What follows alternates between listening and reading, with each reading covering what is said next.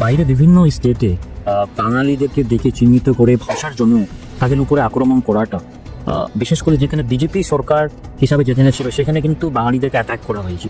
তো এই ক্ষেত্রে আপনি অ্যাজ এ বিধায়ক হিসাবে কতটা আপনি জিনিসটাকে দেখছেন এবং যাতে কি আমাদের যে পরিযায়ী শ্রমিক বাইরে আসতে সম্মানিত হয়? কোথায় পড়েছিলাম, বহু পরিযায়ী শ্রমিক যারা আছে আমাদের এখানকার আমাদের বাড়ির লোক, আমাদের প্রতিবেশী, আমাদের ভাই, আমাদের দাদা, বহু ব্যক্তি আছে আমার পরিচিত আছে, তাদের পেটের দায়ে বাইরে কাজ করতে গেছে।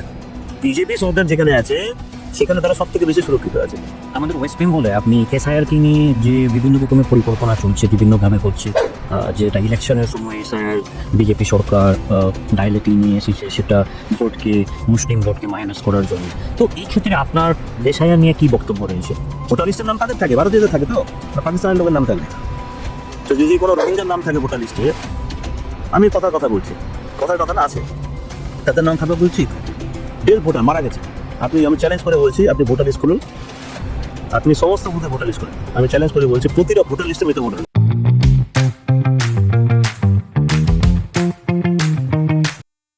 নমস্কার, সালাম।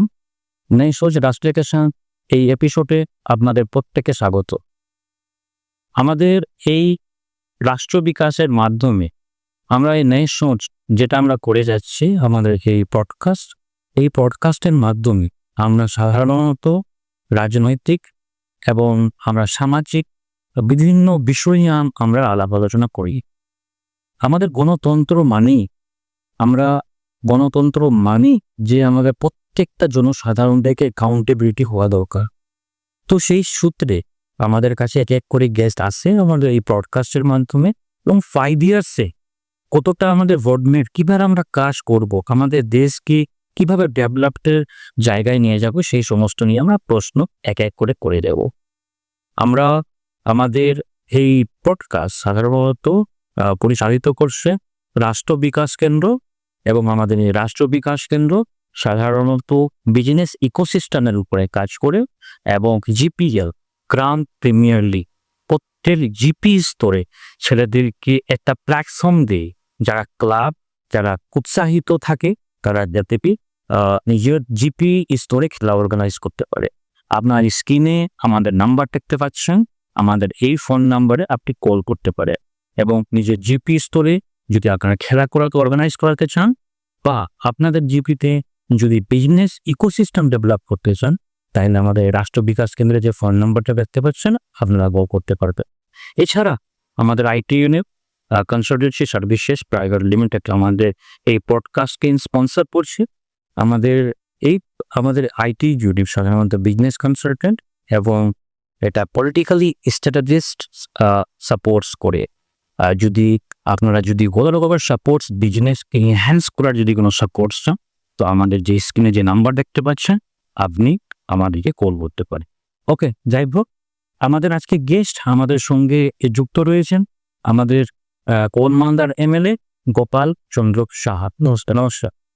তো আপনি একটু আমাকে কাইন্ডলি বলুন, এই যে রাজনৈতিক দিক থেকে যে আপনি আজকে একটা মিডল ক্লাস ফ্যামিলি থেকে আপনি যে কোলমান্দার এমএলএ হওয়া থেকেই জার্নি কতটা কষ্টদায়ক বা কতটা সহজ হয়ে আপনি এই জায়গাটাতে প্রস্তাবিত হয়েছেন, যে আমাদের ইয়াং জেনারেশনদেরকে একটু যদি বুঝিয়ে বলুন, সেটা কিন্তু খুব ভালো। আমাকে যারা এমএলএ হিসেবে নির্বাচিত করেছে, আমার বিধানসভার সমস্ত ভোটার যারা আছে, তাদের কাছে আমি কৃতজ্ঞ আমাকে এমএলএ হিসেবে নির্বাচিত করার জন্য। 2021 সালের নির্বাচনে এমএলএ হিসেবে তারা নির্বাচিত করে পাঠিয়েছেন আমাকে। তাদের কাছে সত্যি বড়রা কৃতজ্ঞতা স্বীকার করছে, তাদেরকে ধন্যবাদ জানাচ্ছি। আজকে একজন সাধারণ মানুষ একটা প্রতিষ্ঠিত করতে পারে, তার দৃষ্টান্ত আমি আসিম গ্রামের ছেলে। আমার জন্মস্থান হচ্ছে গাজলি একটা গ্রামে। আমি সেই গ্রামে প্রাইমারি স্কুলের ছাত্র। এখন তো বিভিন্ন নার্সারি স্কুল সব হয়েছে, মানে ডেভেলপও হয়েছে। তো আমি সাধারণ সরকারি স্কুলের ছাত্র, সেখানে পড়াশোনা করেছি। লাইব্রেরি হাই স্কুলে পড়াশোনা করার পরে ছোটবেলা থেকে রাষ্ট্রীয় স্বয়ংসেবক সঙ্গে সংস্পর্শে আসি, শাখায় যেতাম, পরবর্তীতে প্রশিক্ষণও নিয়েছি। তার পরবর্তীতে আমার রাজনীতিতে যোগদান, এবং সাধারণ মানুষের যে দুর্দশা, দুঃখ, কষ্ট গ্রামের মানুষ, সেটা আমি নিজেকে ফিল করেছি। এবং প্রতিটা ক্ষেত্রে 21-এর বিধায়ক হওয়ার আগে থেকেই তার আগেও আমি বনমালদা পঞ্চায়েত সমিতির সভাপতি ছিলাম। সেখানে মানুষের পাশে থেকে মানুষের কাজ করার যে একটা প্রচেষ্টা, সেটা আমি করে এসেছি। এবং এই প্রায় 4.5 বছর বিধায়ক হওয়া আমার হয়ে গেল। তুলনামূলক আমার বিধানসভাতে উন্নয়নমূলক তেমন কাজ আমি করতে পারিনি। আপনারা সবাই জানেন যে আমি যেহেতু ভারতীয় জনতা পার্টির একজন জনপ্রতিনিধি বিধায়ক, সেই হিসাবে এখানকার যে সরকার আছে, তৃণমূল কংগ্রেস পরিচালিত সরকার, এরা আমাকে কাজ করতে দেয়নি, দুটা ক্ষেত্রে বাধা দিয়েছে। কিন্তু মানুষের সাথে আমার সম্পর্ক আছে, মানুষের সাথে যোগাযোগ আছে। সমস্ত শ্রেণীর মানুষ, শিক্ষিত বেকার থেকে শুরু করে কৃষক, সমস্ত শ্রেণীর মানুষের সাথে আমার সম্পর্ক আছে। তাদের যে কোনো বিষয়ে আপদ বিপদে থেকে পাশে থাকার চেষ্টা করি। নেক্সট প্রশ্ন, এই যে আপনি যে বিজেপি দলে যে যুক্ত হয়েছেন বা এখানে আপনি কিভাবে অনুপ্রেরণা পেয়েছেন যে আপনি বিজেপি দলে গিয়ে আপনি সমাজ সেবামূলক কাজ করতে পারবেন? অ্যাকচুয়ালি আমার বাবা জনসংঘ পড়তেন, ভারতীয় জনসংঘ, পরবর্তী যেটা বিজেপি হয়েছে। বাবাকে দেখতাম, বাবার কাছ থেকে আমরা অনেকেই শিখেছি। পরবর্তীতে ভারতীয় জনতা পার্টিতে যোগদান এবং বিজেপির যে আইডিওলজি যেটা, সেটা আমার কাছে খুব আকৃষ্ট করেছে। ভারতীয় জনতা পার্টি কি চায়, ভারতীয় জনতা পার্টি এবং ভারতীয় কালচার এবং সনাতন সংস্কৃতি কালচার, সেটা খুব আকৃষ্ট করেছে আমার কাছে। সেই জন্যই ভারতীয় জনতা পার্টিকে যোগদান করেছিলাম এবং আজ পর্যন্ত ভারতীয় জনতা পার্টির একজন সৈনিক হিসেবে, কর্মী হিসেবে কাজ করি। যে আপনার দিক থেকে ওয়েস্ট বেঙ্গলে যে পরিযায়ী শ্রমিক যে বাইরে যাচ্ছে, ইয়াং জেনারেশনস বা কৃষককে আমাদের মার্কেটের সঙ্গে যুক্ত করার জন্য আপনাদের প্ল্যান কি? 5 ইয়ার্সের নেক্সট 5 ইয়ার্সের প্ল্যানটা কি রয়েছে?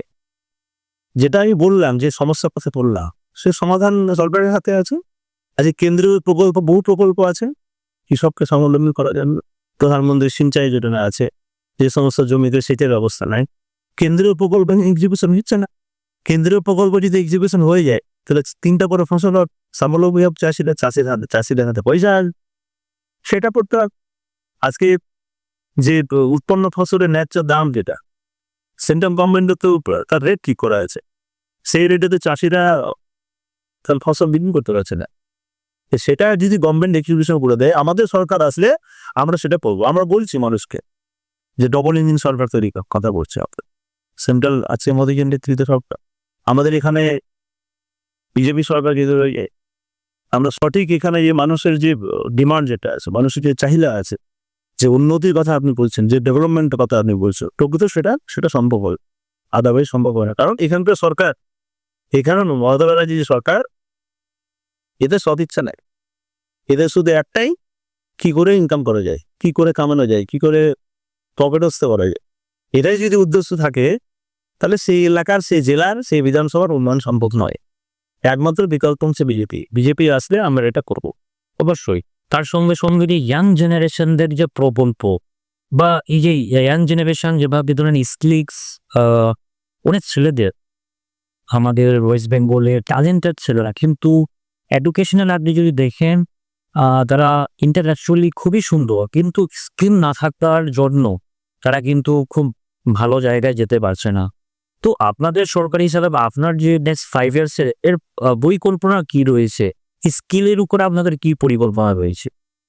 আজকে দেখুন, ভারতবর্ষের মধ্যে যদি আমরা আগে ভাবি নেতাজি সুভাষচন্দ্র বোস, স্বামী বিবেকানন্দ, পরের জেনারেশন, আজকে বাংলা একটা ভালো জায়গায় ছিল, এখন নেই। কেমন? বিশেষ করে IAS, IPS যেটা আপনি বললেন, বাংলায় কোথায়? আজকে সেন্ট্রাল গভর্নমেন্টের যে সমস্ত ডিপার্টমেন্টগুলো আছে, আমি মালদার কথা বলছি, আপনি একটু খোঁজ নেবেন, রেলে যান, ব্যাংকে যান, আদার্স ডিপার্টমেন্টে যান, যদি তাদের জিজ্ঞেস করেন বাড়ি কোথায়, তারা বলবে বাংলার বাইরে। আমাদের বাঙালি যারা আছে, বাংলার যারা আছে, মমতা ব্যানার্জি বাঙালির কথা বলেন, তো তারা এখানে সুযোগ পাচ্ছে না কেন? সুযোগটা এই জন্য পাচ্ছে না, প্রথম হচ্ছে করাপশন, আর দ্বিতীয় হচ্ছে যে এখানকার যে বিশেষ করে শিক্ষিত বেকার যুবক যুবতী যারা আছে, তাদের থেকেই আপনি যে প্রশিক্ষণ দেওয়া, ট্রেনিং দেওয়া, স্কিল ডেভেলপমেন্টে বাধা পড়ছে, এখানে পড়াই হচ্ছে। সেই জন্য আমাদের বাংলার ছেলেমেয়েরা সুযোগ পাচ্ছে না। এখানে চাকরির পরীক্ষা বসছে, সেন্ট্রাল গভর্নমেন্টের যে চাকরিগুলো হচ্ছে, সব তো সেন্ট্রাল গভর্নমেন্টের কথা আপনি বলছি যেটা, বা আপনি যেটা বলছে, সেখানে আদার রাজ্যের সব ছেলেমেয়েরা, সেটাও ভারতবর্ষের নাগরিক যেতেই পারে, বাংলাতে অন্য রাজ্যের ছেলে মেয়েরা এখানে এসে চাকরি করবে সেটাই বলছি না, কিন্তু বাংলা ছেলে মেয়েদের কেন সেটা ট্যালেন্ট তৈরি করতে পারছে না? এই জন্য দায়িত্ব সরকার, এখানকার সরকার। আজকে দেখুন বিভিন্ন যে ট্রেনিং সেন্টারগুলো আছে, কোচিং সেন্টার আছে, সেটা বাংলায় নাই কেন? আজকে বিহারের মতো জায়গায় আমরা বিহার নিয়ে ক্রিটিসাইজ করতাম, বিহার হচ্ছে জঙ্গল রাজ্য, সেই বিহার কত ডেভেলপ করে গেছে। আমি যদি এখানে প্রশ্ন পড়ি, আমি যদি রাস্তাঘাটের নিয়ে যদি একটু প্রশ্ন করি এখানে, যে আপনি ড্রেনিং সিস্টেম যে আমাদের এখানে ওল্ড মালদাতে যে ড্রেনিং সমস্যা দেখা দিচ্ছে বা ওয়াটার লগিং যে সিস্টেম দেখা দিচ্ছে বিভিন্ন জায়গাতে, তো নেক্সট 5 ইয়ার্সে ওয়াটার লগিংস নিয়ে বা আপনার যে ড্রেনিং সিস্টেম নিয়ে এখানে আপনার কি মানে রড ম্যাপ রয়েছে যে এটা আমরা বেস্ট একটা শহর থেকেও ভালো একটা পরিকাঠামো আমরা গ্রামীণ বা একটা মিউনিসিপ্যালিটি এরিয়াতে দিয়ে জিনিসটাকে ভালো করা যাবে, এই রড ম্যাপটা? হ্যাঁ, আপনার সাথে প্রথমে আলোচনা হচ্ছে যে পরিকাঠামোগত উন্নয়নে পশ্চিমবঙ্গ সরকার মানে শুধু পিছিয়ে নেই, এত পিছিয়ে আছে মানুষের তার খেসারত দিতে হচ্ছে। আমার বিধানসভায় ওল্ড মালদা মিউনিসিপ্যালিটি আছে, সেখানে 20টা ওয়ার্ড আছে, ওখানে 16, 17, 18, 16, 17 নম্বর ওয়ার্ড, 15 নম্বর ওয়ার্ড। এমন পরিস্থিতি হয় একটু বৃষ্টি হলে নিকাশি ব্যবস্থা কিছু নেই, মানুষ কান্নাকাটি করে, মিউনিসিপ্যালিটি থেকে তখন পাম্পিং সেট লাগানো হয় জল ব্যবস্থা করার জন্য। এটা কি সমাধান? এটাকে হওয়া উচিত। নিকাশির আপনি যে বাজারে বললেন ড্রেনের সিস্টেম বা নিকাশির ব্যবস্থা যাই বলি আমরা, তো কিচ্ছু করেন। হাই ড্রেন দরকার আছে, একটা পরিকল্পনা হবে কোথা থেকে জল কোথায় যাবে, কোন গ্রাম থেকে কোথায় যাবে, তার তো পরিকল্পনা হিসেবে তার এক্সিকিউশন হবে। কোনো প্ল্যানিংই নেই, প্ল্যানিং নাই প্লাস এক্সিকিউশনও নেই, কোনো কিছু হচ্ছে না। যখন বর্ষাকাল আসে তখন জল জমে, অনেকের বাড়িতে একতলায় জল ঢুকে যায়, কি করুণ দশা হয় আপনি চিন্তা করতে পারবেন না। আমি ওখানে গেছি, যোগাযোগ করেছি, কিন্তু আমি এক বিধায়ী হিসেবে আমি কিভাবে গানের ব্যবস্থা করবো? আমার কাছে তো সেই ফান্ড নাই, সরকার তো আমাকে ডাইরেক্ট ফান্ড দিচ্ছে না। এমএলএ ফান্ড যেটা আছে ডিইপি ফান্ড, সেটা তো যত সামান্য। আমার এত বড় এলাকা, এক পুরো পৌরসভা মালদা, এত বড় জিপি 10টা আছে, আমি সেখানে কয়েক কোটি টাকা দেবে বা বেশ ভালো পর্যাপ্ত একটা মানি দরকার আছে, সেটা তো আমার কাছে আসে না। না, এটা আছে পৌরসভাতে, এটা সরকারের দায়িত্ব, এগিয়ে বাংলার কথা বলা হয়। এদের কোনো পরিকল্পনা নেই, পরিকল্পনা হিসেবে কাজে নেই। এটা পরিকল্পনা করে আমাদের সরকার যদি ক্ষমতায় আসেন, আমরা সেই ড্রেনের ব্যবস্থা ভালো করব, তার প্ল্যান করে যাতে নিকাশি ক্লিয়ারলি নিকাশি হয়, ব্যবস্থা হয়, এবং সেই জলটা যাতে পিডব্লিউডিতে বা এনএইচের যে লো ল্যান্ড আছে সেখানে তার মাধ্যমে যাতে জলটা নিকাশি হয়ে যায়, তার প্ল্যানিং আমি করুক। এই সরকার পুরো ব্যর্থ আছে। মানে রড ম্যাপের মাধ্যমে আপনারা সমস্ত আমাদের প্ল্যান করা আছে, তরুণদের মাধ্যমে সমস্ত আমরা প্ল্যান করবো। ওই যেখানে ড্রেনেজ সিস্টেম ধরেন কারো বাড়ি পড়ে গেল, এদের জন্য কি প্ল্যান রয়েছে? কি ওদেরকে কি মর্জা সেই ডবল বা ট্রিপলস দিয়ে সেই জিনিসটাকে অ্যাকোয়ার করে দেবে? এটা যখন প্ল্যান হবে, সেটা যখন পরিকল্পনা হবে বা প্ল্যান হবে, ইঞ্জিনিয়ারিং সলিউশন, এটা পুরোটাই হচ্ছে ইঞ্জিনিয়ারিং সলিউশন। কারো যাতে ক্ষতি না হয়, ক্ষতি না করে, আর যাতে নিকাশি ব্যবস্থাটাও সুপরিকল্পিত হতে পারে, তাই প্ল্যান করে আমাদের সেটা এক্সিকিউশন করতে হবে। আমাদের গভর্নমেন্ট আসলে আমরা ফার্স্ট প্রায়োরিটি হিসেবে করবো। মানুষ কেন ভুগবে? একটু বৃষ্টি হলে, ঝড় বৃষ্টি হলে আতঙ্কিত, বাড়িতে জল ঢুকে যাবে, কথা কথা ওর মানদণ্ড আপনি খোঁজ নিয়ে দেখবেন। কিছু কিছু ওয়ার্ড আছে মানে খুব খারাপ অবস্থা, শুধু ড্রেনের অবস্থা, রাস্তাঘাটের পরিস্থিতি খুব খারাপ। আমার বিধানসভাতে বহু রাস্তা আপনি কদিন আগেও দেখেছেন, নিউজ চ্যানেলে লেখাচ্ছিল, রুবি আছে আদিবাসী গ্রাম, ওই করে আমার বিধানসভাতে শ্রীরামপুর জিপতে পেট্রোল পর বলে একটা গ্রাম আছে, সেখানে তো বৃষ্টিতে রাস্তা নষ্ট হয়ে গেছে, রাস্তা আছে বলে মনেই হয় না। তো সেই খাটিয়াতে করে, সেই যুগে, সেই আগেকার যুগে কত খাটিয়াতে ওরে কাঁধে করে রুগী নিয়ে যাচ্ছে হসপিটাল, অথবা লজ্জার বিষয় না হতে পারে। সেখানে কেন রাস্তা ব্যবস্থা হবে না? ঠিক যেখানে সেন্ট্রাল গভর্নমেন্টের প্রকল্প আছে, প্রধানমন্ত্রী সেটা গ্রামীণ কাঁচা রাস্তা পাকা করার প্রকল্প, এটা প্রধানমন্ত্রী গ্রাম সড়ক, সেই প্রকল্প হতে পারে, সেই প্রকল্পে এক্সিকিউশন হচ্ছে না, হচ্ছে না এখানে প্রকল্প। আমাদের সরকার আসলে আমরা ফার্স্ট প্রায়োরিটিতে প্রধানমন্ত্রী সড়ক যোজনার মাধ্যমে কেন্দ্রের টাকা দেয়, আর আমরা সমস্ত রাস্তা, কাঁচা রাস্তা ফাঁকা করব। খুব ওকে। নেক্সট প্রশ্ন আমি আসছি যে আমাদের যে এখন যে ন্যাশনালি আপনারা আমরা দেখতে পাচ্ছি যেভাবে মালদা হোক বা ওল্ড মালদা হোক মিউনিসিপ্যালিটি এরিয়াতে যে টোটোর ভীষণ প্রকোপ, ইভি বিভিন্ন প্রভাব চলছে ম্যাক্সিমাম এত জ্যাম অবস্থাতে, কিন্তু সেখান থেকে লক্ষ লক্ষ যুবক ছেলেরা কিন্তু রুজি রোজগারও পাচ্ছে, সেটাকে বন্ধ করাও যাবে না। কিন্তু রাস্তাতে লেনিং সিস্টেম লেন করে যদি আমরা ইভিদের জন্য পাবলিক যে যারা যাচ্ছে সাইকেলের যখন ল্যানিং ব্যবস্থা করার উপরে আপনার কি পরিকল্পনা রয়েছে, যে আমরা যদি একটা ল্যান্ড সিস্টেম যতক্ষণ না করি আমরা সমাজকে ডেভেলপ তো করতে পারবো না, সেই চ্যান থেকে আমরা মুক্তও পাবো না, এবং আমরা যারা টোটো থেকে যারা রোজগার করছে তাদেরকে সম্মানও ততটা দিতে পারবো না। তো এই জিনিসে আপনি আপনার পরিকল্পনা নেক্সট 5 ইয়ার্স আপনি কি করতে পারবে সেটা অ্যাজ এ বিধায়ক হিসেবে? অ্যাকচুয়ালি এখানে তো কর্মসংস্থান নয়, যেটা আপনার সাথে কথা হচ্ছে। তো শিক্ষিত লোক কি করবে, বেকার লোক কি করবে? চলো ভাই টোটো কিনে নাও, একটা টোটো কিনে টোটো চালাও। আপনি দেখবেন রাস্তাতে বহু শিক্ষিত লোক আছে, আপনি খোঁজ নিয়ে দেখবেন, আমি খোঁজ নিয়ে দেখেছি উচ্চ শিক্ষিত আছে, তাদের কর্মসংস্থান নেয়, তাদের চাকরি নেয়, টোটো চালাচ্ছে, রুটি রুজি তো হচ্ছে তাদের, সেটাও তো বন্ধ করে যাবে না। আপনি যেটা বললেন না, একটা রোড ম্যাপ হওয়া উচিত আছে, যাতে রোড জ্যাম না হয়, তাদের যাতে কাজ হয়। কারণ তারা সেখানে তো যারা যে সমস্ত যাত্রীরা যাচ্ছে প্যাসেঞ্জার, তারা তো ক্যারি করছে, তো মানুষের সুবিধা হচ্ছে টোটোকে। তো এখানে সরকারের আবার সেই ঘুরে ফিরে এক কথা পরিকল্পনার অভাব আছে, প্ল্যানিং এর অভাব আছে। সঠিক প্ল্যানিং করে একটা রোড ম্যাপ করে করলে সমস্ত কাজই, যাতে ট্রাফিক কন্ট্রোল হয়, টোটোওয়ালারা টোটো নিয়ে যাতায়াত করতে পারে। টোটো তো ই রিক্সা বলছে, ই রিক্সা। তো এর আগেও দেখলাম যে পশ্চিমবঙ্গ সরকারের কি টোটোদের কি ই রিক্সাদের রেজিস্ট্রেশন দেবে, রেজিস্ট্রেশন তো এখানে মালদা আরটিও থেকে তো দিয়েছে, একটা কোনো পেপার দিয়েছে, তো সেইটা তো ঠিকই আছে, রেজিস্ট্রেশন দিয়ে কি এটা প্রবলেম সলভ হতে পারে? কোনোদিন হবে না। এমন কিন্তু পরিকল্পনার অভাব আছে, রাস্তা জ্যাম হয়ে যাচ্ছে, মানুষজন যাতায়াতের অসুবিধা হচ্ছে, রাস্তা দিয়ে মানুষ যাবে, যাতায়াত করবে, তাদের ইমার্জেন্সি বহু কাজ থাকবে, টাইম মধ্যে যেতে কত রুগী আছে, কত ইমার্জেন্সি পেশেন্ট নিতে বা রুগী বা যাই থাকে, আমাদের বিভিন্ন ইমার্জেন্সি কাজ থাকে, তা রাস্তা বন্ধ করলে তো হবে না, রাস্তা যদি জ্যাম না থাকে, রাস্তা ক্লিয়ারও রাখতে হবে। তো পরিকল্পনা ঠিক মতো নাই আমাদের গভর্নমেন্ট আসলে বাংলা, আমরা সেই প্ল্যানিং করে তার অবস্থা মতো। আচ্ছা, নেক্সট প্রশ্ন থাকছে পরিযায়ী শ্রমিক উপরে। আমরা কিছুদিন আগে পরিযায়ী শ্রমিকের উপরে আমরা কিছু কিছু জিনিস দেখতে পাওয়া গেল গ্রাউন্ডে, যে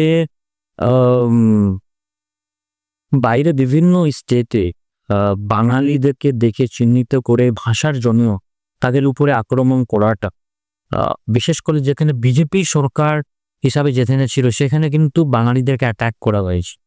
তো এই ক্ষেত্রে আপনি আজ এ বিধায়ক হিসাবে কতটা আপনি জিনিসটাকে দেখছেন, এবং যাতে কি আমাদের যে পরিযায়ী শ্রমিক বাইরে তারা যাতে সম্মানই পায়?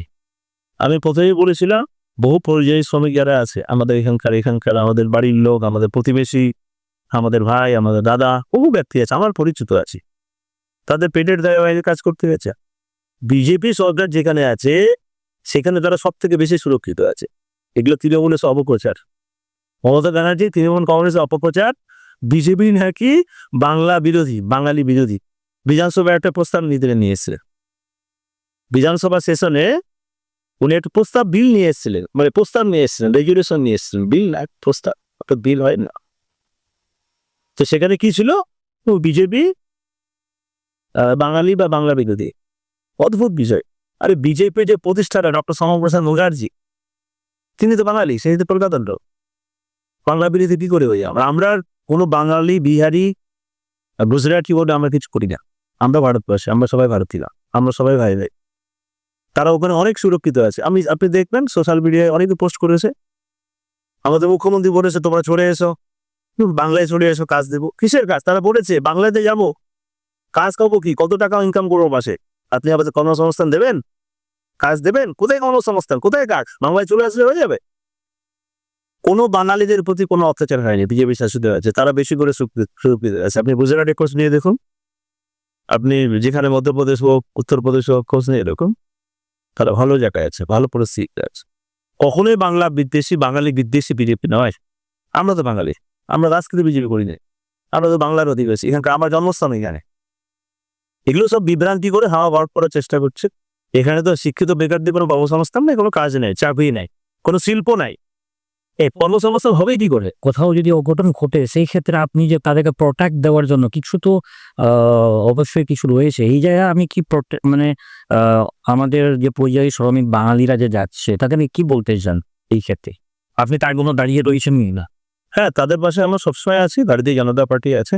তারা কর্মসংস্থানের জন্য যাচ্ছে। বাংলায় যেহেতু কাজ নাই, কোনো কর্মসংস্থান নেই, কোনো চাকরি নেই, তাদের তো সংসার চালাতে হবে। যে তারা কি করবে? চলে যাচ্ছে বিজেপির সাথে চলে যাচ্ছে ক্ষেত্রে।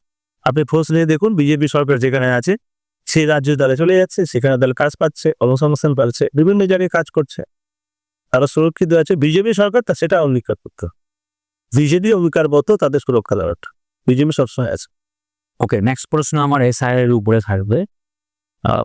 আমাদের ওয়েস্ট বেঙ্গলে আপনি এসআইআর কে নিয়ে যে বিভিন্ন রকমের পরিকল্পনা চলছে, বিভিন্নভাবে বলছে যে এটা ইলেকশনের সময় এসআইআর বিজেপি সরকার ডাইরেক্টলি নিয়ে এসেছে, সেটা ভোটকে মুসলিম ভোটকে মাইনাস করার জন্য। তো এই ক্ষেত্রে আপনার এসআইআর নিয়ে কি বক্তব্য রয়েছে? এটা তৃণমূল কংগ্রেসের পুরো বিভ্রান্তিমূলক একটা প্রচার। মুসলিম ভোটকে বাদ দেওয়া, কাউকে যুক্ত করার জন্য এসআইআর নামে। এসআইআর নতুন কিছু নয়, এসআইআর বহুবার বেড়েছে। পশ্চিমবঙ্গে এসআইআর হয়েছে 2002-এ। ইলেকশন কমিশন অফ ইন্ডিয়া এটা করে। এটা কোনো পলিটিক্যাল পার্টি বা কোনো সরকার পারে না, কেন্দ্রীয় সরকার করছে না। এটা ভারতের নির্বাচন কমিশন এটা করছে। আমরা সবাই জানি যে বিহারেও এসআইআর হয়েছে। এসআইআর হওয়ার পরেই বিহার নির্বাচন করেছে। এসআইআর নিয়ে তো আতঙ্ক দাঁড়াতো, স্পেশাল ইন্টেনসিভ ডিভিশন, এটা নিয়ে তৃণমূল কংগ্রেস মমতা ব্যানার্জি আতঙ্ক গেল। তৃণমূলের একটা কদিন আগে ওদের বিজয় সম্মেলন হচ্ছিল, দেখছিলাম প্রতিটা জায়গায় একই নেতা এক রকম গরম গরম কথা। আমাদের এখানকার মন্ত্রী সাবিনা ইয়াসমিন, তার সাথে আমার সম্পর্ক ভালো আছে। এছাড়া যদি হয়, এছাড়া যদি একটা ভোটারের নাম বাদ করে তো মোথা বাড়িতে উনি লন্ডভন্ড করে, আরে কি লন্ডভন্ড উনি করে দেবে? এসআইআরটা কি এটা বুঝতে হবে, কনসেপ্টটা বুঝতে হবে, বিভ্রান্তি সরলে হবে না।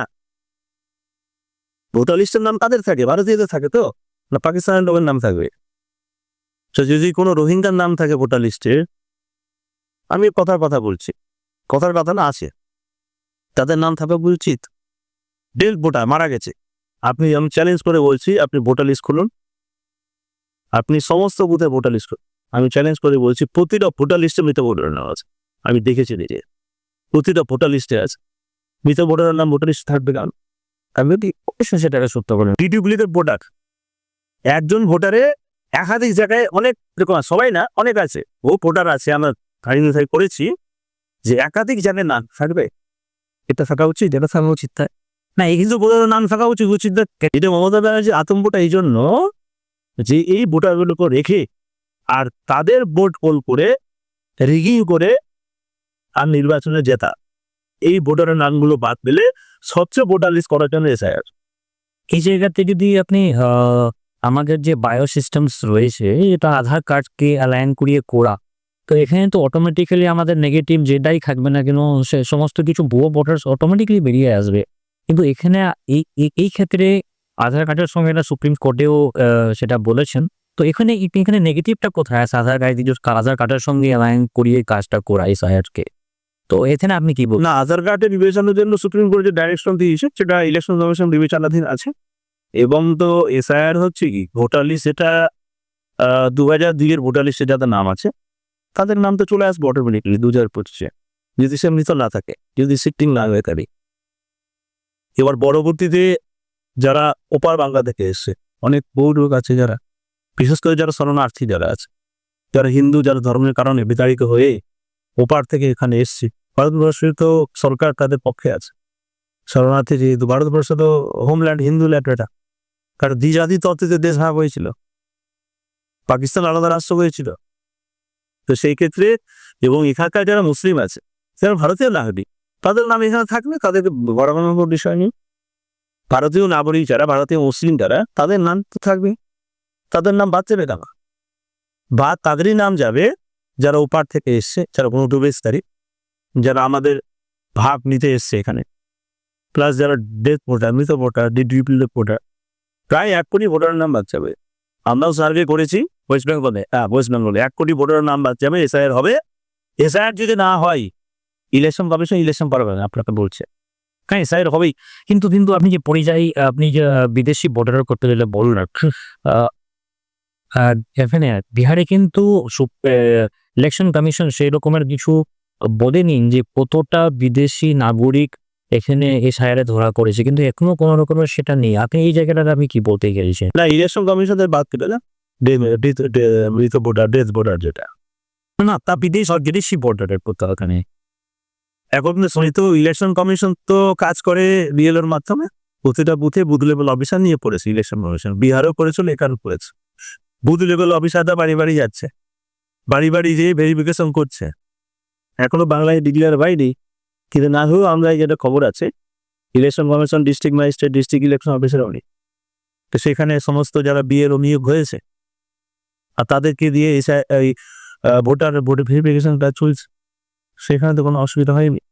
কিন্তু তৃণমূল নেতারা ভারপাও ভাষণ দিচ্ছে, এইসব পরে গরম করে কোনো লাভ হবে না। আমরা চাই স্বচ্ছ ভোটার লিস্ট।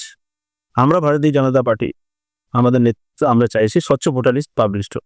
প্রকৃত ভোটার যারা, অ্যাকচুয়ালি ভোটার যারা ভারতীয় নাগরিক, তাদের তো voter, duplicate voter, death voter, সে সমস্ত অবৈধ ভোটার, সেই সমস্ত যাতে বাদ পড়ে। খুব সুন্দর। এখানে আপনি ওয়ান ক্রোর্স ভোটের বাদ দেওয়ার কথা বললেন, কিন্তু বিহারে কিন্তু কোনো রকমের সেটা বিদেশি নাগরিক হিসাবে সেই রকমের জিনিস পাওয়া যায়নি।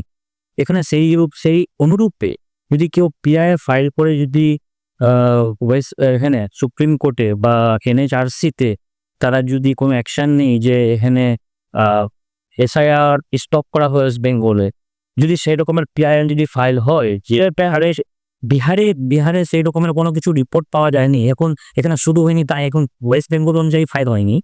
এখন অ্যাকচুয়ালি বিহারে কোনো রকমের সেই রকমের পজিটিভ বাইরের বিদেশি নাগরিক না থাকার কারণে যে রিপোর্টটাও শুধু ইলেকশন কমিশন দেয়নি।